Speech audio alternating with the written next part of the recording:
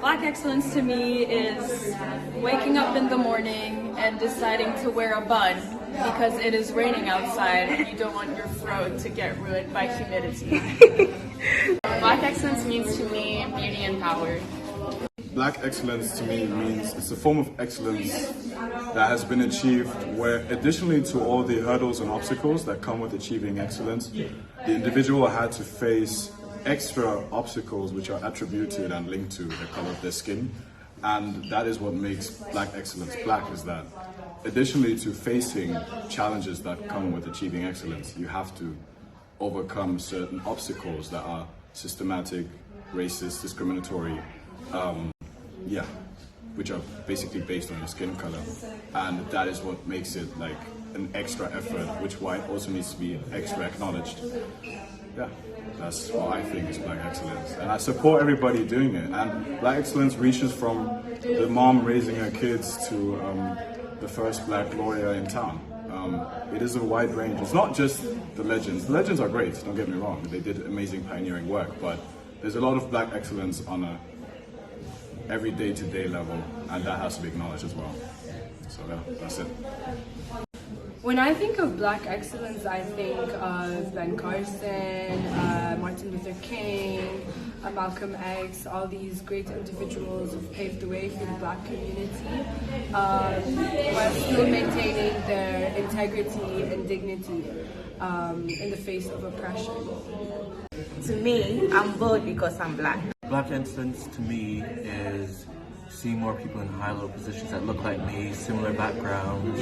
Black excellence is upliftment, economically, politically, socially, for us to move around without being guarded, you feel safe in all spaces, not just our own spaces.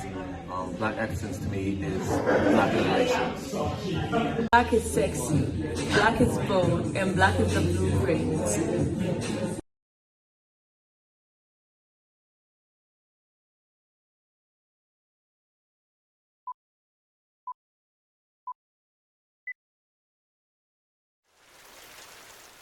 كتاب المراسي. في عتمة الغرفة الصغيرة قرب محطة القاطرات الكبيرة كان الشتاء الأول.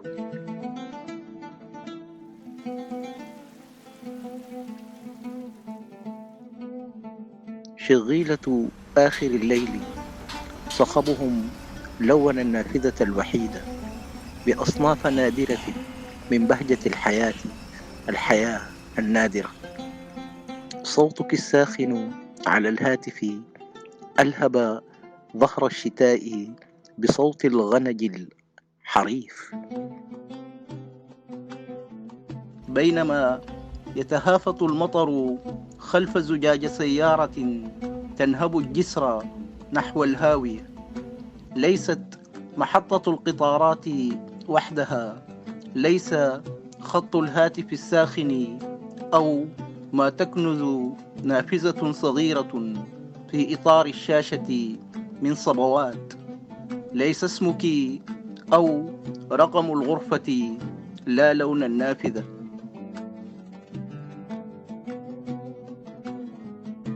نسج الأصابع وحده كان ملهما، رقم سيارة الإسعاف وألوان الصندوق.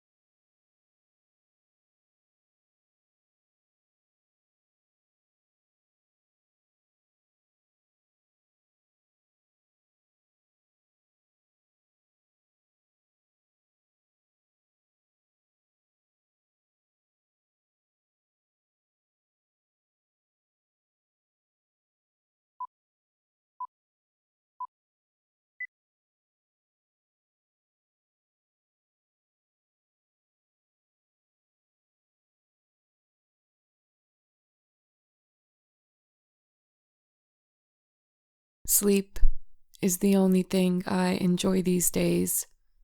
My body untied and unlimited, freed of any mental or physical prison built for it, instead flies with the whims and fancies of its desires. Fluid, with no mental blocks or anxieties creeping up and shutting doors before they can even open. In sleep, there is no mental handicap, no physical obstruction, no depression holding me at my chest until I cannot breathe like sleep paralysis, just my true body, living and feeling. My mind is a checkpoint no one can cross. My mind is a checkpoint no one can cross. I live and spend my time in the dream world, traveling, thinking, exploring, speaking. Conversations between friends unfold, familiar and yet unpredictable, carrying revelations too subversive to ever be spoken in unsleep. No borders dictating movements, who I can see and who I cannot, where I can be and where I cannot. Colonialism does not hang as a knife perpetually suspended against my jugular, forcing me to make peace lest it presses further. I have bled already. My veins bleed already. But my body has been trained to reenact this dance of power, shutting down, to not let anything in. Even blood as vessels carry life to heart on the familiar trading routes of my body. The legacy of violence is not to trust. The legacy of violence is to keep eyes wide open, fingering a gun if you can find one, or decontextualize Quran passages speaking of self-defense if that is all you have left, lest they come closer and take your children away again, lest they destroy your homes again, lest they sow blood onto your land again. And so the aunties weave fear into bedtime stories, hoping daughters are armed with metaphor, hoping daughters never see the world as not dangerous, not because it is not, but because that will be their undoing. You cannot erase history from blood. You cannot erase history from bloodlines. You cannot erase history. History is inherited. History is lived.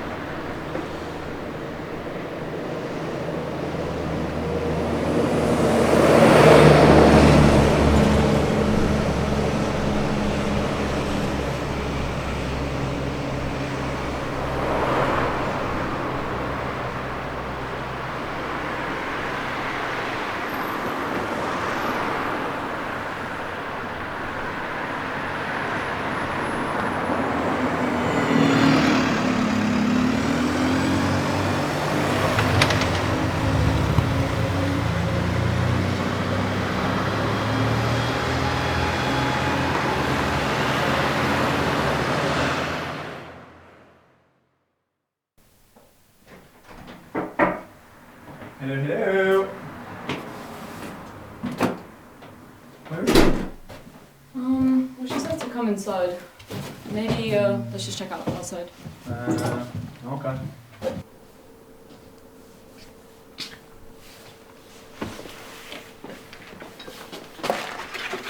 Oh, hey! Hi guys! Hi! Nice to see you. Come here.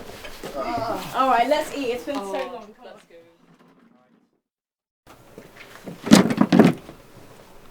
Cider, anyone? I'm alright, thank you.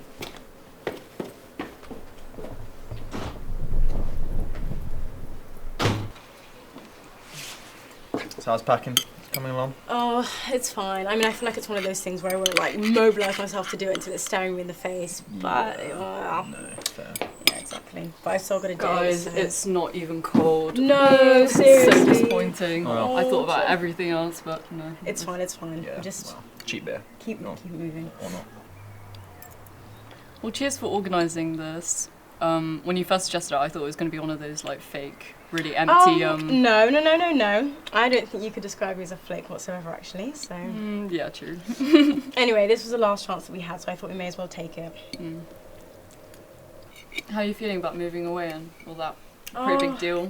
Yeah, I mean, I don't know. I feel like people would usually say it's bittersweet. So yeah, I'd say that's pretty accurate. I mean, I always figured that it would be a little bit more emotionally taxing, but I haven't really got to that stage yet, and I'm feeling a bit, just not really there. Yeah, well, I'm sure you have a blast, and like you can't be too afraid of a good thing, right? No, it's so true. Yeah. I mean, if I'm worried about one thing, it's just that I've thought about it for so long, and I've been so excited, and by the time I get there, it'll just be like anywhere else. But I don't know, maybe, I guess it feels like this is the calm before the storm, and I'm just excited and nervous to see where it's going. Yeah, I watched a film recently about some guy who went on his year abroad, and it made a really big deal of him crying on the plane journey there. Oh God. And I was always thinking, like, surely the worst bit would be like either right before, when it's like, you know, it's in your face, like you're about to leave, or like when you get there and it's like, okay, I'm not seeing my friends and family for ages now. I kind of feel like, I don't know, the journey was always the numbest, I guess. I don't know. Guess you'll fall under the latter, huh? Oh, I mean, ideally neither. And that's a film, right? I mean, like, they want spectacle. And there's definitely a thing nowadays where they're like, you know, contractually obliged to keep a significant events per minute ratio. So I'll be keeping it calm, don't worry. Yeah, it's all drama at the end of the day. It's like anything that happens is the end of the world. It's Yeah, exactly. It's a bit much, yeah. Not me. Well, I guess it's like, you know, you got to give the people what they want, and at the end of the day, that's what they want. It's like sensation addled. Yeah. Yeah, exactly. Yeah. But like you said, not everything is the end of the world, even though that's what culture seems to suggest. Oh my god, not this. Let's not have one of those conversations, guys. Come on. Anyway. Sure. Cheers, guys. Anyway. Yeah. Okay, let me present a fun little dilemma for you. Okay. Say you've got 2 pieces of toast, you've buttered them, and you've topped them with a nice little fried egg. Right. One for both. You've tucked in on your first, but you've gone a little bit overzealous, right? And you've eaten your egg, and there's, at the end of it, there's still a bit of toast left, right? Do you either try salvage your meal and, you know, shove that extra piece of bread to your other piece of toast, right, and just go with a bit of extra bread? It's a bit annoying. It kind of sucks. Or you just cut your losses, get rid of that piece of bread, shove it in the bin, and start afresh. What kind of stupid hypothetical? I mean, come on, think about it. This could be one of life's great questions, and if we don't ponder it now, you know, then when will we? I mean, I guess my answer would depend on how much of a step down you consider toast without egg to be from toast with egg, and that's where you just have to make a decision going from there. It's still buttered though, and considering buttered toast is actually like an acceptable like meal, I think you could just eat it on its own. And it would be a corner piece, of course, and you know, less butter, obviously, less butter on the piece because it's a corner, obviously. I mean, this is one of life's great questions, honestly. Yeah, I'm not gonna lie. I never thought exactly. I mean, no one's perfect, right? You've surely, like, this has happened to you, even if you haven't thought about it. I mean, yeah, and if you skip it, then you got to think about the rest of that toast for the rest of the meal. It ruins it. It's so true. He's right.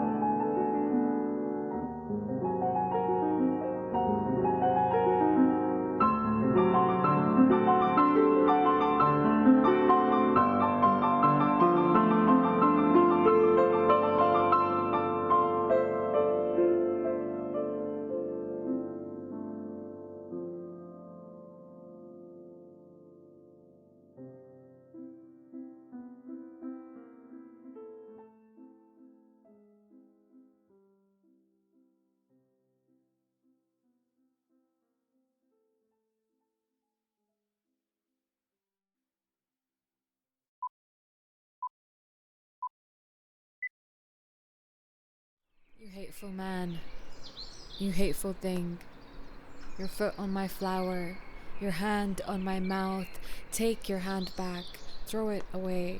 Your hungry eyes, your greedy lips, your dirty hair, and your dirty smile, and your dirty stare, and your dirty vile self, your dirty soul in murky water, holding on to the branch of dollar. You are not Adam because I am Eve. Even the tree knows that you are thief, parading your paranoia disguised as privilege, calling my protest an act that is frivolous. If I am not powerful, why conspire against me? If I am not powerful, why conspire against me? If I am not powerful, why conspire against me? You have tried to hold me down for centuries unsuccessfully because I am warrior. My war cry, the blood that drips from womb, this filthy blood that threatens you. I deal in blood, the exchange of physical currency. I deal in blood, monthly, daily, and you.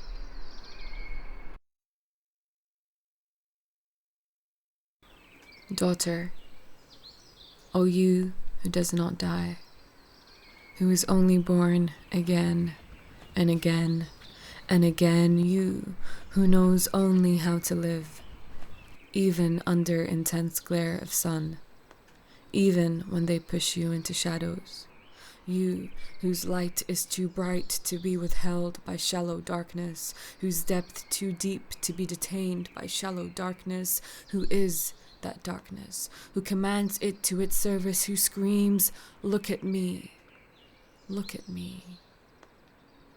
Buried daughters in child graves, your screams can be heard from Sinai, from Babylon, from Zion, in Eden, in the peaks of Suleiman, in the river of Nile, of Rhine, of Ganges, of Tigris, of Thames, of Seine, of Euphrates, of Indus, you